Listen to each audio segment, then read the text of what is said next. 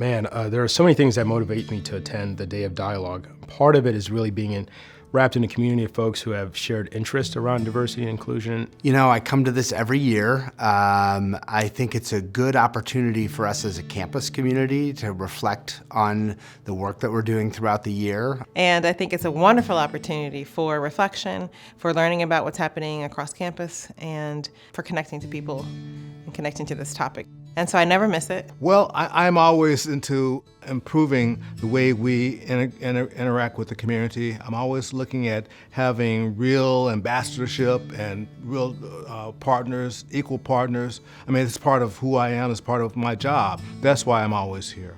And so I'm really invested in this conversation, and I think it's a great way to start bringing people together across university units, campuses, and I think it's a great starting point. At the core of community work, you have to be deeply embedded into the idea of diversity, equity, and inclusion, especially when you're here in St. Louis. There's no way to think about one without the other. Knowing that it's a lifelong process to understand these systemic issues, that you have to be continuously growing yourself, challenging yourself, and doing some introspection. So that's what brought me today.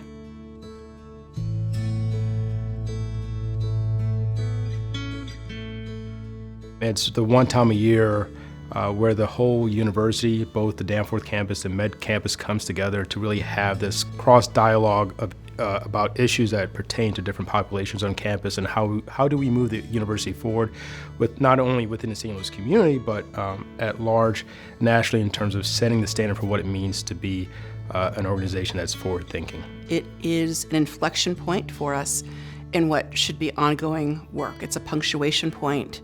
It's a pause, it's a question mark. I'm really interested in seeing a different narrative for WashU. At times, I have kidded that I am chief apologizer for the university of some of the things that we have done in the past where we have used our influence in ways that have not been good. This is one of the things I think that will help us to be able to get past a lot of the biases, a lot of the ways that we have caused harm.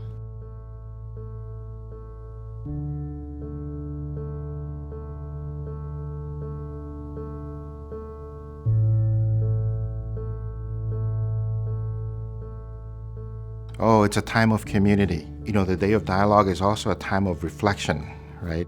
More importantly, it's an opportunity for us to get together with friends, to get to meet new people, to exchange ideas, and to challenge ourselves to be better. As someone who works with communities that are underrepresented, I want to make sure that I understand the role the university is going to play in their experience.